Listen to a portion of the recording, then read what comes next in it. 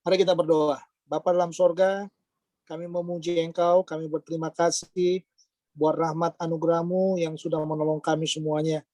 Terima kasih kami boleh berkumpul dalam Zoom meeting ini untuk kami belajar firman-Mu lewat pemuritan atau komsel Narwastu.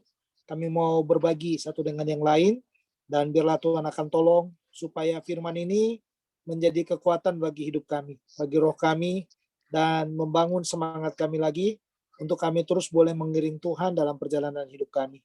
Kami mau serahkan firman ini dari awal hingga pada akhirnya, biar Roh Kudus menolong dan memimpin kami sepenuhnya. Dalam Kristus Tuhan kami sudah berdoa. Amin. Baik, selamat sore semuanya. Ibu-ibu yang dikasih oleh Tuhan, mari kita buka Alkitab kita. Ya, kita mau belajar dari Pengkhotbah ya.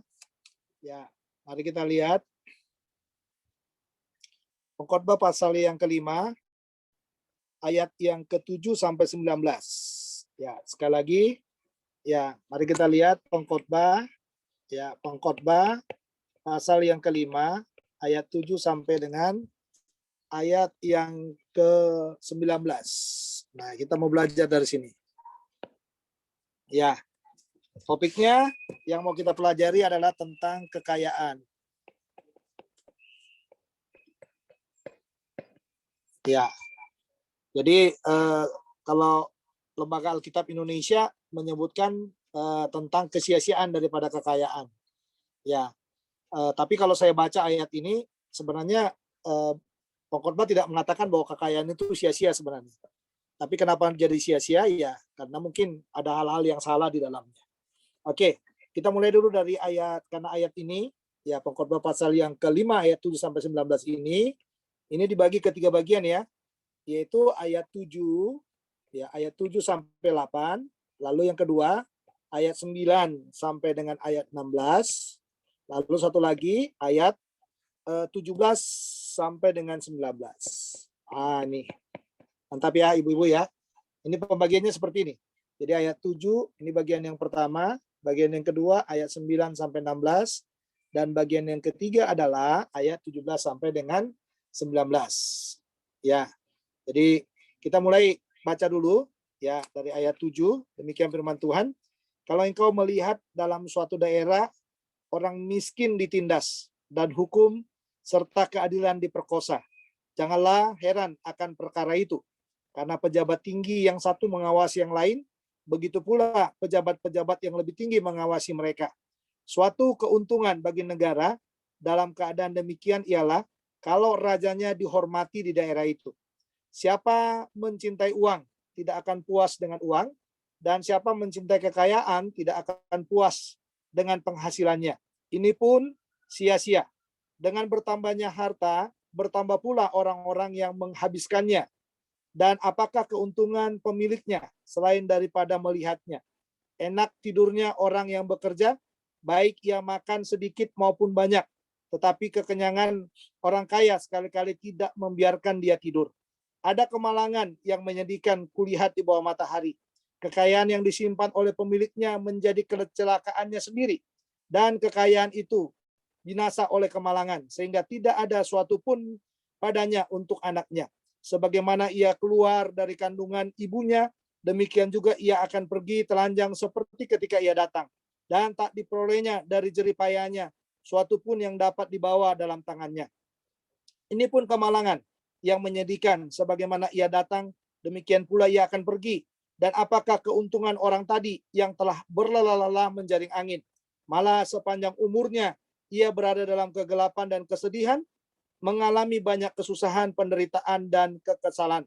Lihatlah, yang kuanggap baik ya dan tepat ialah kalau orang makan, minum, dan bersenang-senang dalam segala jerih usaha yang dilakukan dengan jerih payah di bawah matahari selama hidup yang pendek yang dikaruniakan Allah kepadanya. Sebab itulah bagiannya. Setiap orang yang dikaruniai Allah kekayaan dan harta benda dan kuasa untuk menikmatinya, untuk menerima bagiannya, dan untuk bersukacita dalam jerih payahnya, juga itu pun karunia Allah. Tidak sering ia mengingat umurnya, karena Allah membiarkan dia sibuk dengan kesenangan hatinya. Nah, coba kita buat definisi. Apa itu yang disebut dengan kekayaan? Nah, ini dulu ya. Yang pertama mau kita lihat. Apa itu kekayaan? Kekayaan itu adalah segala sesuatu yang Tuhan titipkan kepada kita lewat apa? Lewat usaha, lalu doa, dan lain-lain. Ya, jadi segala sesuatu yang Tuhan titipkan, titipkan kepada kita lewat usaha, doa, dan lain-lain. Nah, itulah yang disebut dengan kekayaan. Nah, dari bagian ini, Bapak Ibu, saudara-saudara sekalian, bisa kita lihat bahwa kekayaan itu, coba kita lihat ya, kekayaan, itu adalah titipan. Titipan. Nah, ini dulu ya, kita lihat dulu. Kekayaan itu adalah titipan. Satu. Yang kedua, kekayaan itu adalah apa? Adalah kepercayaan. Nah, ini dia. Kepercayaan. Jadi kekayaan itu kepercayaan. Jadi jangan lupa ya. Jadi tidak ada kekayaan itu yang istilahnya memang kita berusaha di dalamnya, tapi kekayaan itu tetap adalah sebuah kepercayaan. Lalu kekayaan itu juga apa? Hasil usaha. Ya, karena memang Amsal bilang kalau ada yang malas, katanya kan kalau ada yang malas jangan dikasih makan. Paulus berkata seperti itu, Amsal juga berkata seperti itu. Ya, pemalas juga disuruh belajar kepada siapa? Semut ya. Jadi orang yang berusaha, orang yang bekerja, ya kan, pasti dia akan mendapatkan yang namanya kekayaan. Jadi dari bagian ini bisa kita lihat ya, sekali lagi kekayaan itu adalah titipan, Tuhan yang menitipkan. Kekayaan itu adalah kepercayaan. Lalu yang ketiga adalah kekayaan itu adalah hasil usaha. Ya kan? Nanti hasil usaha ini kita nggak tahu. Ada hasil usaha yang plus, ada juga yang min. Ya, yang negatif ya. Jadi ada hasil usaha dari hal-hal yang positif, ada juga hasil usaha dari hal-hal yang negatif. Ya, sampai di sini dulu ya pengertian kita terhadap yang namanya kekayaan itu. Nah, tapi kembali lagi kepada definisi tadi bahwa kekayaan itu adalah segala sesuatu yang Tuhan titipkan kepada kita. Ya, yang Tuhan titipkan kepada kita adalah sebuah apa? Sebuah kekayaan, sebuah milik yang seharusnya kita harus pahami bagaimana mengelolanya. Nah, dengan demikian, ya di dalam bagian yang berikutnya yang mau kita lihat adalah, ya, yang harus kita lihat adalah, ya, kekayaan itu harus diapain? Ya, kekayaan itu harus diolah. Diolah. Yang kedua, kekayaan itu harus dibagi.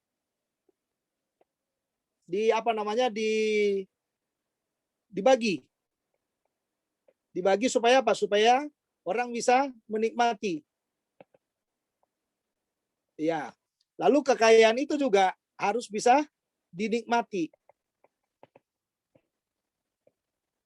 Dinikmati. Ya, jadi jangan juga saudara kerja capek tapi kita tidak bisa menikmatinya. Ya, atau kita kaya, kita punya segalanya, malah kita harus berobat sana, berobat sini, ya kan? Harus pergi ke sana, pergi ke sini. Atau istilah sekarang kita kaya, kita jadi ATM-nya kejaksaan, kita jadi ATM-nya KPK, kita jadi ATM-nya kepolisian dan lain sebagainya. Nah, kita harus bisa yang disebut dengan menikmati. Nah, nanti kita lihat di bagian terakhir ya, bagaimana solusi kita terhadap yang namanya kekayaan itu. Nah, ini pengertian yang umum dulu ya, yang umum dulu tentang kekayaan itu. Nah, sekarang mari kita lihat isinya. Ya, mari kita lihat isinya. Ya, tadi seperti yang dikatakan tadi, ya di dalam saya mengatakan di dalam tentang kekayaan itu yang pertama, ya, kekayaan itu yang pertama yang harus kita lihat adalah dalam ayat 7 sampai 8. Ya. Jadi yang berikutnya, kekayaan itu di ayat 78 ini, coba lihat di sini. Kalau engkau melihat dalam suatu daerah orang miskin ditindas dan hukum serta keadilan diperkosa, janganlah heran akan perkara itu.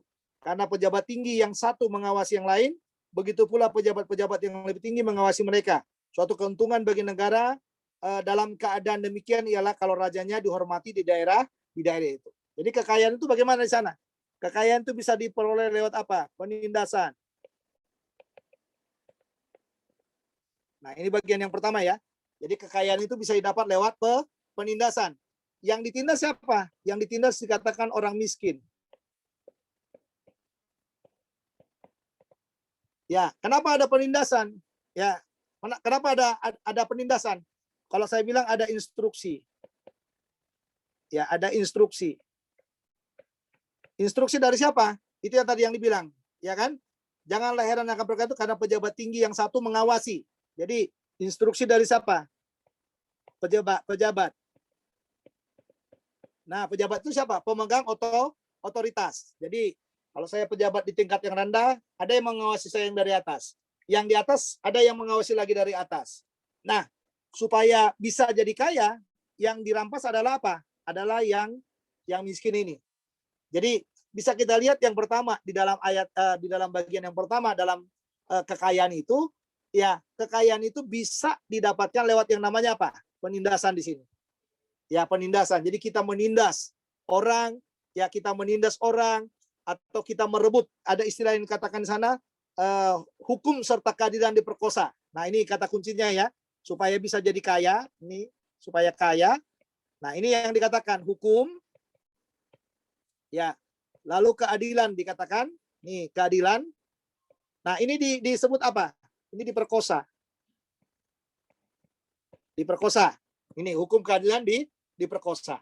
Nah, jadi di bagian pertama ini yang kita lihat dari pengajaran ini adalah kekayaan itu didapatkan dengan apa? Dengan jalan yang salah. Ini kesimpulannya ya. Ya, kekayaan itu didapatkan dengan jalan, ya, dengan jalan yang salah. Ya, seharusnya kekayaan itu tidak didapatkan dengan jalan yang salah. Ya, tapi kekayaan itu seharusnya harus didapatkan dengan jalan yang benar.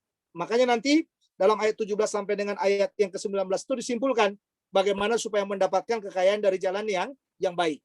Ya. Jadi ini kesimpulan kita di bagian yang pertama ya. Jadi kekayaan itu ya didapatkan lewat penindasan, instruksi, lalu hukum yang diperkosa, keadilan yang diperkosa, sehingga apa? Ini kita simpulkan bahwa kekayaan itu didapatkan dengan apa? Dengan jalan yang salah. Nah, ini bagian yang pertama, ibu-ibu ya. Bagian yang pertama yang harus kita lihat bersama-sama. Oke, sekarang kita lihat di bagian yang kedua. Ya, kita lihat di bagian yang kedua sekarang. Ya, di bagian yang kedua, ya itu tadi saya katakan dalam ayat 9. Ya, ayat 9 sampai dengan ayat yang ke-16. Nah, kita belajar lagi ya. Ini masih tentang kekayaan juga. Nah, ini apa yang dikatakan tentang kekayaan di sini? Ya, mari kita perhatikan bagian-bagian ini. Siapa mencintai uang tidak akan puas dengan uang, dan siapa mencintai kekayaan tidak akan puas dengan penghasilannya. Ini pun sia-sia. Jadi yang pertama, semakin mengejar ya. Mengejar apa? Mengejar uang ya. Dikatakan di sini mengejar uang ya. Uang. Nah, ini uang ini. Ya, plus yang disebut dengan kekayaan tadi. Kekayaan. Ini sama dengan apa? Ini sama dengan sia-sia. Ya, sama dengan sia-sia. Ya, sama dengan sia-sia dikatakan di dalam bagian itu ya. Sama dengan sia-sia. Jadi semakin kita kejar, semakin sia-sia gitu. Kenapa? Karena uang plus kekayaan itu tidak ada habisnya. Ya, tidak ada habisnya. Ya, bukan hanya tidak ada habisnya dijelaskan di dalam bagian ini, ya kan? Bukan hanya tidak ada habisnya dikatakan, tetapi dikatakan juga ini yang paling penting buat kita. Ya, ini sama dengan tidak ada puasnya. Ya, tidak ada puasnya. Jadi semakin kita kejar, semakin nafsu kita gede. Semakin kita kejar, semakin kita dapatkan lagi, semakin kita mau yang lebih besar. Semakin kita dapatkan yang besar, semakin yang lebih besar lagi. Nah, ini dia saudara. Makanya dikatakan harta itu tidak ada habisnya. Oke? Harta itu tidak ada habisnya. Nah, sekarang bagaimana dengan apa namanya? Dengan orang-orang yang menikmatinya? Coba lihat di sana. Dengan bertambahnya harta, bertambah pula orang-orang yang menghabiskannya. Dan apakah keuntungan pemiliknya selain daripada melihatnya? Jadi gini. Jadi semakin apa? Bertambah harta, ya. Ini sama bertambah harta. Ini sama dengan bertambah juga yang menghabiskan.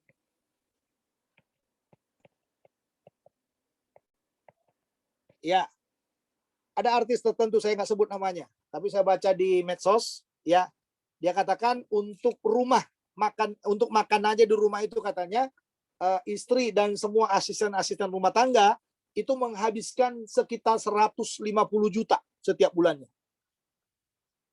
ya kan? Nah, jadi semakin bertambah, nah ini catatannya ya, semakin bertambah orang di rumah kita, semakin banyak harta kita, semakin banyak yang menghabiskannya. Nah, sehingga muncullah pertanyaan. Ya, pertanyaannya sederhana, saudara di sini, ya. Muncullah pertanyaannya, ya pertanyaannya sekarang di sini dikatakan. Ini pertanyaannya, ya. Bagaimana dengan pemiliknya? Nah, ini pemilik ini. Ya, pemilik ini yang mencari apa? Ini yang mencari harta.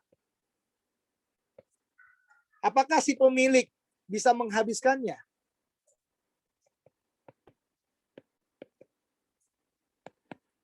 Ternyata tidak. Si pemilik tidak bisa menghabiskannya. Karena kecenderungan daripada si pemilik apa? Dia menyimpan. Menyimpan kan? Semakin dia simpan, ya kan? Semakin dia simpan di harta ini, muncul orang. Nih, muncul orang nih. Yang tadinya itu dia simpan ini muncul orang untuk apa? Untuk menghabiskannya.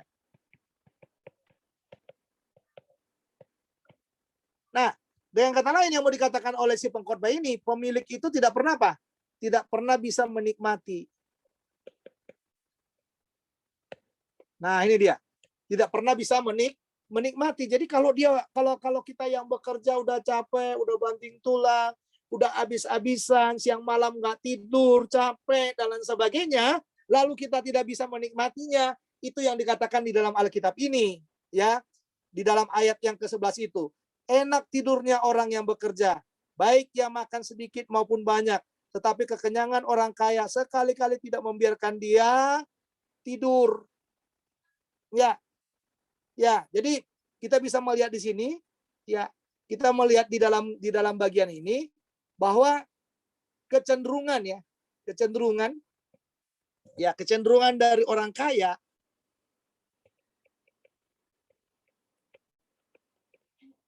ya, ini kecenderungan dari orang kaya. Ini kecenderungannya dikatakan apa? Tidak dapat tidur.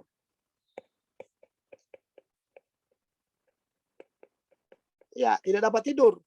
Karena semua akan dia pikirkan. Bagaimana dia bagaimana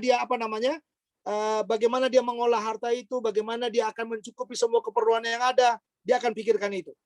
Nah, makanya mulailah muncul ayat 12 itu, mulailah muncul ayat 12 yang dikatakan oleh pengkhotbah itu, mulai muncul ada kemalangan. Ya, kemalangan ini bukan karena dia kehilangan ada orang-orang keluarganya yang meninggal, bukan. Tapi dikatakan ada kemalangan yang menyedihkan kuliah di bawah matahari, kekayaan yang disimpan oleh pemiliknya menjadi kecelakaannya sendiri. Ya kan? Jadi kemalangan itu apa? Yang pertama, kekayaan, ya itu menjadi apa? Kecelakaannya sendiri. Ya, kecelakaannya sendiri itu. Jadi kekayaan itu menjadi kecelakaannya sendiri. Ya, lalu dalam ayat 13, dan kekayaan itu binasa oleh kemalangan sehingga tidak ada satupun padanya untuk anaknya. Jadi ternyata dari sini karena ada kemalangan, ya ia dan keluarga tidak dapat menikmati.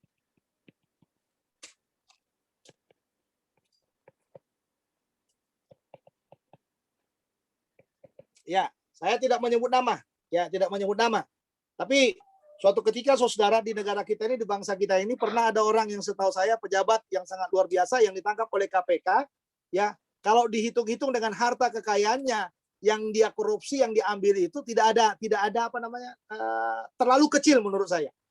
Ya, dia harus mengambil itu terlalu kecil, dia mengambil itu. Tetapi itu adalah bagian dari korupsi, ya kan? Itu adalah bagian dari korupsi dan dia harus apa? Harus masuk penjara, harus mengorbankan segalanya, nama baiknya, apa namanya, segala sesuatu yang sudah dia rintis, itu semuanya jadi hilang seperti itu. Karena apa? Ini dia tadi, ia dan keluarga tidak dapat menikmati. Dan inilah yang disebut dengan apa? Kemalangan di bawah matahari. Ya, lalu apa lagi? Dikatakan dalam ayat 14, sebagaimana ia keluar dari kandungan ibunya, demikian juga ia akan pergi telanjang seperti ketika ia datang, dan tak diperoleh jeripayanya suatu pun yang dapat dibawa dalam tangannya. Yang ketiga, saudara, kemalangan itu apa? Karena harta tidak pernah dibawa mati. Ya, tidak pernah kita bawa mati. Nah, ini kemalangannya. Inilah yang disebut dengan kemalangan. Harta itu tidak dapat dibawa mati. Jadi Anda kejar, kita sampai ngejarnya, tapi pada akhirnya waktu kita mati ya cuman peti itu doang. Ya enggak? Cuman peti aja. Di peti itu juga saudara nggak mungkin kita bikin emas kita di situ, ya toh? Ya, apa emas atau perhiasan atau berlian kita taruh di dalamnya. Begitu orang-orang tahu, ya, orang-orang tahu pada waktu Anda dimakamkan, peti mati Anda akan dibongkar dan mereka akan mengambil itu. Nah, itu yang dikatakan harta itu tidak pernah kita bawa mati. Makanya orang mati itu cuma bawa baju di badan saja. Ya kan? Cuma bawa baju di badan saja. Makanya jangan sombong dengan apa? Jangan sombong dengan harta yang kita nikmati. Lalu yang berikutnya apa lagi dikatakan? Dalam ayat 15. Ini pun kemalangan yang menyedihkan, sebagaimana ia datang, demikian pula ia akan pergi. Dan apakah keuntungan orang tadi yang telah berlalu-lalu menjaring angin? Malah sepanjang umurnya ia berada dalam kegelapan dan kesedihan, mengalami banyak kesusahan, penderitaan, dan kekesalan. Kemalangan itu, kemalangan yang berikutnya apa? Fokus dengan harta, tapi tidak membawa kepada apa? Kepada kekekalan. Nah, ini yang paling menyedihkan. Ya, dia fokus kepada harta, tapi ternyata harta itu tidak pernah membawa dia kepada kekekalan. Nah, ini bagian kedua, saudara. Jadi kita bisa melihat, ya, penerapan untuk bagian yang kedua ini, kita bisa melihat bahwa jangan pernah mau diperbudak oleh harta. Ya kan? Jangan pernah haus akan harta. Tapi nikmatilah apa yang menjadi bagian kita. Oke. Yang ketiga ini. Yang ketiga, bagian yang terakhir yang akan kita lihat sebelum kita melihat aplikasi penting dari dalamnya. Ya. Yang ketiga itu adalah ayat yang ke-17 sampai 19. Nah, ini dia. Ayat 17 sampai 19. Apa yang dikatakan sana? Lihatlah yang kuanggap baik. Nah, ini kata kunci, yang kuanggap baik, kata kuncinya. Ya, yang kuanggap baik terhadap apa? Terhadap tadi kekayaan itu. Apa yang dianggap baik terhadap kekayaan itu? Nah, karena ini kita lihat di sini. Ya, lihatlah yang kuanggap baik dan tepat ialah kalau orang makan dan bersenang-senang dan segala usaha yang dilakukannya dengan di bawah matahari selama hidup yang pendek yang dikurniakan Allah kepadanya, sebab itulah bagiannya. Yang paling bagus itu dalam kekayaan itu kita bisa menikmati. Ya, kita bisa menikmati. Yang kedua apa? Kita bisa senang. Ya kan? Kita bisa senang. Ya toh? Ya, kita bisa senang. Lalu yang berikutnya dikatakan setiap orang yang dikaruniai Allah kekayaan dan harta benda dan kuasa untuk menikmatinya, untuk menerima bagiannya dan untuk bersukacita dalam jeripayanya, juga itu pun karunia Allah. Jadi yang ketiga ini adalah orang yang tahu harta adalah karunia Allah. Nih, harta adalah karunia daripada Allah. Nah, lalu ayat 19 yang terakhir. Tidak sering ia mengingat umurnya, karena Allah membiarkan dia sibuk dengan kesenangan hatinya. Jadi, Kalau kita yang dianggap baik tentang kekayaan itu menikmati ya, menikmati ya, dia harus bisa menikmati di sini yang pertama. Yang kedua dia harus senang ya. Yang berikutnya dikatakan tahu ya, tahu bahwa harta itu adalah karunia dari Allah. Lalu yang terakhir ya, dia asik. Asik ya, asik di dalam apa? Di dalam ya bekerja. Ya asik. Jadi jangan terpaksa kayak yang tadi yang dibilang ya. Dia kecapean, dia kelelahan, ya kan? Padahal dia nggak bisa menikmati. Ini asik. Dia bekerja, asik bekerja, tapi dia bisa menikmati.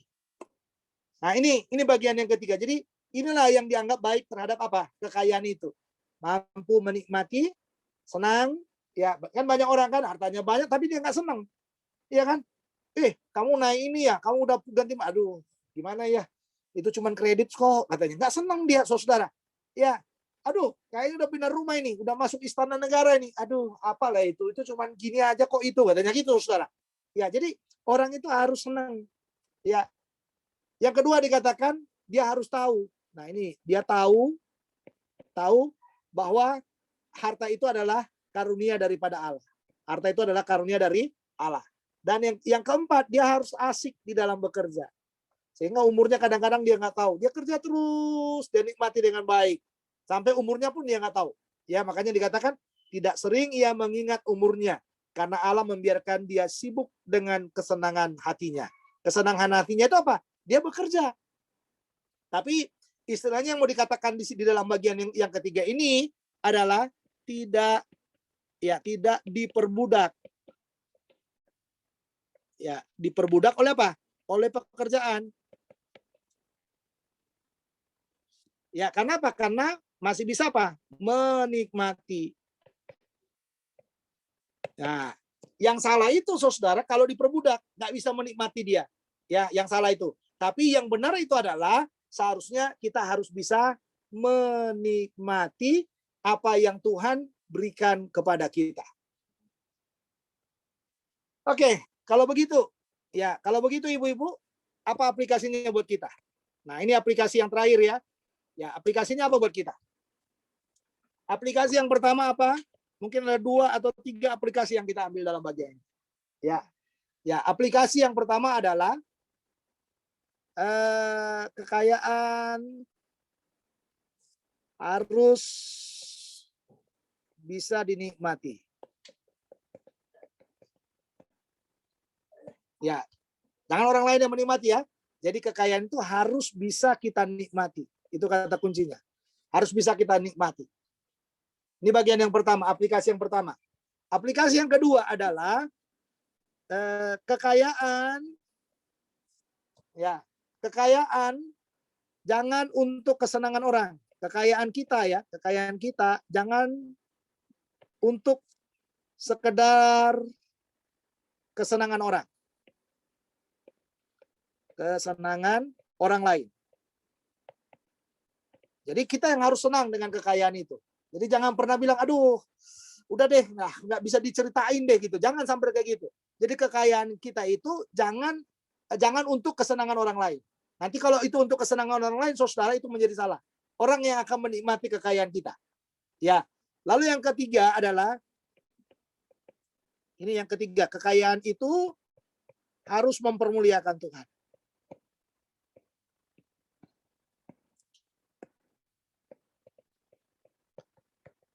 Nah, itu dia. Kekayaan itu harus mempermuliakan Tuhan. Nah, ini aplikasi buat kita. Ya, aplikasi pentingnya buat kita dari pelajaran kita hari ini. Ya, jadi kekayaan itu harus mempermuliakan Tuhan. Jadi jangan sampai tidak mempermuliakan Tuhan. Ya, harta kita tambah tapi kita makin jauh daripada Tuhan. Harta kita banyak tapi kita nggak mau memberi buat Tuhan. Ya, harta kita banyak tapi kita tidak mau memberi untuk orang-orang yang berkesusahan. Nah, itu yang dikatakan dalam bagian ini. Seharusnya harta kita itu, kekayaan kita itu harus kita pakai untuk mempermuliakan nama Tuhan. Baik, mari kita berdoa. Bapa dalam sorga, terima kasih buat firman-Mu, meteraikan dalam hati kami. Terima kasih buat kebaikan-Mu, biarlah mulai hari ini kami menggunakan semua kekayaan harta kami untuk mempermuliakan nama Tuhan. Kami tahu Engkau Allah yang ajaib, Allah yang luar biasa, Allah yang memberkati kami. Itu sebabnya kami menyerahkan hidup kami sepenuhnya ke dalam tangan pengasihan-Mu. Tolonglah kami, pimpinlah kami di dalam terang daripada Tuhan, supaya kami senantiasa boleh mempersembahkan yang terbaik lewat harta yang Tuhan titipkan bagi kami. Terima kasih, terpujilah nama-Mu, dalam Kristus Tuhan kami sudah berdoa. Amin.